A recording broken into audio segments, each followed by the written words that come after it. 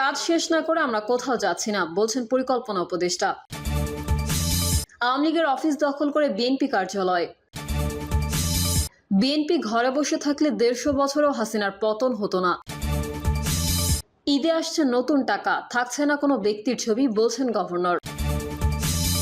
এবং সর্বশেষ জানাবো, মেহেরপুরে বিএনপির দুই পক্ষের সংঘর্ষ, আহত 20। এতক্ষণ শুনছিলেন সংবাদ শিরোনাম, এবারে বিস্তারিত।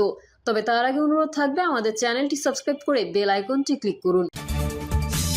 আওয়ামী লীগের অফিস দখল করে বিএনপি কার্যালয়।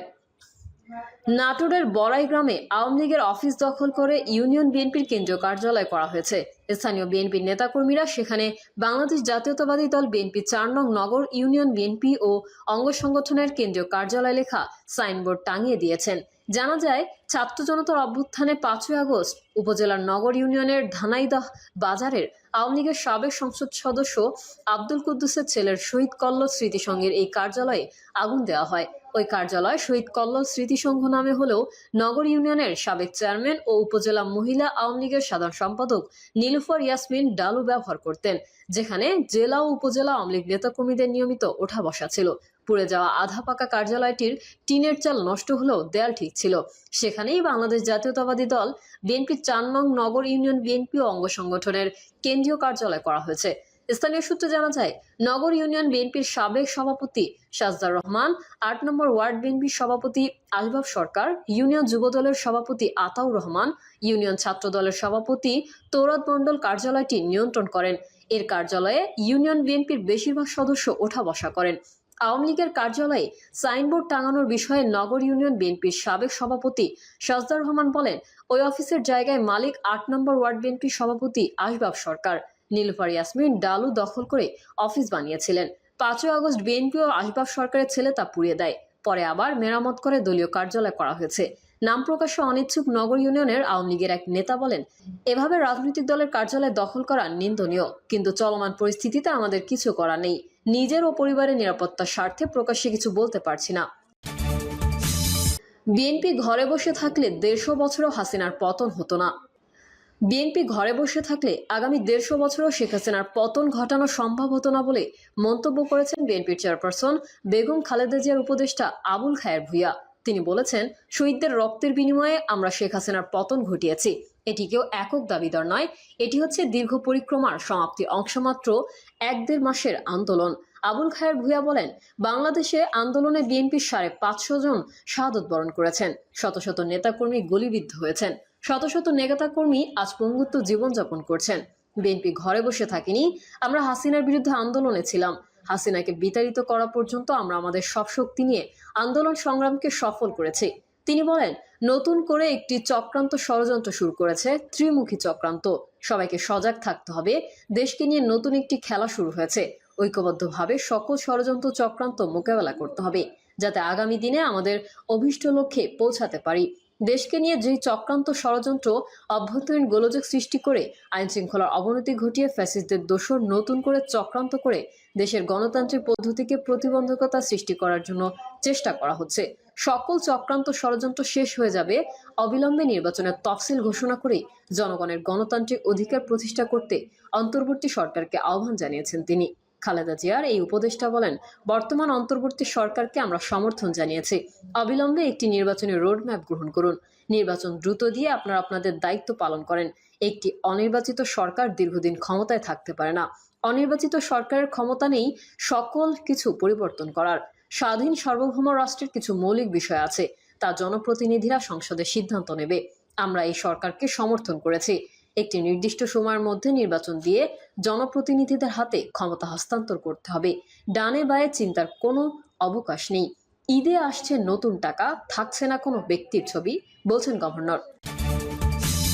কাজ শেষ না করে আমরা কোথাও যাচ্ছি না, বলছেন পরিকল্পনা উপদেষ্টা। অন্তর্বর্তী সরকারের প্রধান উপদেষ্টা ডক্টর মোহাম্মদ ইউনূস পদত্যাগ করছেন না উল্লেখ করে পরিকল্পনা উপদেষ্টা ডক্টর ওয়াহিদুদ্দিন মাহমুদ বলেছেন, আমরা আমাদের কাজ শেষ না করে কোথাও যাচ্ছি না। প্রধান উপদেষ্টার পদত্যাগের বিষয়ে পরিকল্পনা উপদেষ্টা বলেন, তিনি চলে যাবেন বলেননি। তিনি বলেছেন, আমরা যে কাজ করছি, আমাদের সামনে যে দায়িত্ব দেওয়া হয়েছে তাতে অনেক প্রতিবন্ধকতা সৃষ্টি হয়েছে, কিন্তু আমরা সব বাধা অতিক্রম করব। অন্তর্বর্তী সরকারের উপর অর্পিত দায়িত্বের গুরুত্বের উপর জোর দিয়ে তিনি বলেন, দেশের ভবিষ্যৎ এর উপর নির্ভর করছে, আমরা এই দায়িত্ব ছেড়ে যেতে পারি না। পরিকল্পনা উপদেষ্টা বলেন, আমরা দেখছি বিভিন্ন জায়গা থেকে কি কি বাধা আসছে, কে কি সমস্যার সম্মুখীন হচ্ছেন এবং আমরা এগিয়ে যাওয়ার সঙ্গে সঙ্গে কি কি প্রতিবন্ধকতা সৃষ্টি হচ্ছে। উপদেষ্টা রাজনৈতিক দল, প্রশাসন, বিচার বিভাগ এবং রাষ্ট্রীয় প্রতিষ্ঠান সহ সব পক্ষের সমর্থন চেয়ে বলেন, গণঅভ্যুত্থানের পক্ষে থাকা সব শক্তি এবং সব রাষ্ট্রীয় সংস্থাকে আমরা এই লক্ষ্য অর্জনে সাহায্য করার আহ্বান জানাবো। এটা শুধু আমাদের একার দায়িত্ব নয়। ওয়াহিদুদ্দিন মাহমুদ আরও বলেন, উপদেষ্টারা স্বপ্রণোদিতভাবে এখানে আসেননি, তারা তাদের একটি জাতীয় দায়িত্ব অর্পণ করা হয়েছে এবং তারা তা ছেড়ে যাবেন না। আসন্ন জাতীয় নির্বাচনের রূপরেখা নিয়ে বৈঠকে কোনো আলোচনা হয়েছে কিনা তা নিশ্চিত করেননি উপদেষ্টা। মেহেরপুরে বিএনপি দুই পক্ষের সংঘর্ষ, আহত 20। মেহেরপুর জেলা সদরের আমঝুপি ইউনিয়ন বিএনপির সম্মেলনকে কেন্দ্র করে বিএনপি দুই পক্ষের সংঘর্ষের ঘটনা ঘটেছে। এতে অন্তত 20 জন আহত হয়েছেন। দলীয় কোন্দল ও সম্মেলনকে কেন্দ্র করে জেলা বিএনপির সদস্য সচিব অ্যাডভোকেট কামরুল হাসানের সমর্থকদের সঙ্গে মেহেরপুর সদর উপজেলা বিএনপির সাবেক সেক্রেটারি ও সাবেক ইউপি চেয়ারম্যান সাইফুল ইসলামের সমর্থকদের মধ্যে সংঘর্ষ হয়। এ বিষয়ে মেহেরপুর জেলা বিএনপির সদস্য সচিব অ্যাডভোকেট কামরুল হাসান জানান, জেলার আমঝুপি ইউনিয়নে দ্বিবার্ষিক কাউন্সিলে অংশগ্রহণ করার সময় আমি সহ আমার 14 থেকে 15 জন নেতাকর্মীর ওপর হামলা চালানো হয়। এ সময় আমার মাইক্রোবাস সহ 15 থেকে 20টি মোটরসাইকেল ভাঙচুর করে। আহতরা মেহেরপুর সদর হাসপাতালে ভর্তি হন। পরে উন্নত চিকিৎসার জন্য কয়েকজন নেতাকর্মীকে কুষ্টিয়া পাঠানো হয়েছে। তিনি আরও জানান, এই সন্ত্রাসী হামলার নেতৃত্ব দেন সদর উপজেলা বিএনপির সাবেক সেক্রেটারি সাইফুল ইসলাম ও তার ভাই শফিকুল ইসলাম। এদিকে সাইফুল ইসলাম জানান, তড়িঘড়ি করে আওয়ামী লীগের লোকজনদের 51 সদস্য কমিটিতে ঠাঁই দিয়ে জেলা বিএনপির সদস্য সচিব অ্যাডভোকেট কামরুল হাসানের বাড়িতে গোপনে কমিটি করে নামমাত্র সম্মেলন করার চেষ্টা করছিল। আমরা দলের পরীক্ষিত নেতা, আমাদের বাদ দিয়ে তারা এই কমিটি বাস্তবায়ন করার চেষ্টা করে। এর জেরে আমরা আমঝুপিতে শান্তিপূর্ণ অবস্থান কর্মসূচি দিয়েছিলাম, সেখানে তারা হামলা করে। তখন আমাদের এক ছাত্রনেতার হাত ভেঙে যায়। প্রিয় দর্শক, এই ছিল এখনকার সর্বশেষ সংবাদ। আপডেট সহ সংবাদ পেতে চ্যানেলটি সাবস্ক্রাইব করে বেল আইকনটি ক্লিক করুন। কমেন্টে আপনার মতামত জানিয়ে আমাদের সাথেই থাকুন। ধন্যবাদ সবাইকে। আল্লাহ হাফেজ। ঈদে আসছে নতুন টাকা, থাকছে না কোনো ব্যক্তির ছবি, বলছেন গভর্নর। ঈদুল আজহাতে বাজারে আসছে নতুন টাকা। এই লক্ষ্যে ইতিমধ্যে নতুন টাকা ছাপানো শুরু হয়েছে। নতুন টাকায় থাকছে না কোনো ব্যক্তির ছবি, এমনটি জানিয়েছেন বাংলাদেশ ব্যাংকের governor doctor Ahsan H Mansur. Governor বলেন, নতুন নোটে থাকবে দেশের বিভিন্ন ঐতিহাসিক স্থাপনা। ঈদে বাজারে প্রথমে 1050 ও 20 টাকার নতুন নোট আসবে। টাকশাল থেকে জানা গেছে 20 টাকার নোট ছাপা প্রায় সম্পন্ন। আগামী সপ্তাহে বাংলাদেশ ব্যাংকের কাছে হস্তান্তর করা হবে। এরপরে 50 ও 100 টাকার নোট বাংলাদেশ ব্যাংককে বুঝিয়ে দেবে টাকশাল। এরপর কেন্দ্রীয় ব্যাংক সিদ্ধান্ত নেবে এই টাকা কবে বাজারে আসবে। টাকশাল জানিয়েছে, নতুন নকশার নোট ছাপাতে 1 থেকে 1.5 বছর সময় লাগে। আগস্টে ছাত্র জনতার গণঅভ্যুত্থানে আওয়ামী সরকারের পতনের পর অন্তর্বর্তী সরকার গঠিত হয়। গত ডিসেম্বরেই নতুন নকশার নোট বাজারে আনার সিদ্ধান্ত নেয় এই সরকার। তার ধারাবাহিকতায় টাকশাল চলতি মাসে নতুন নকশার নোট ছাপানো শুরু করে।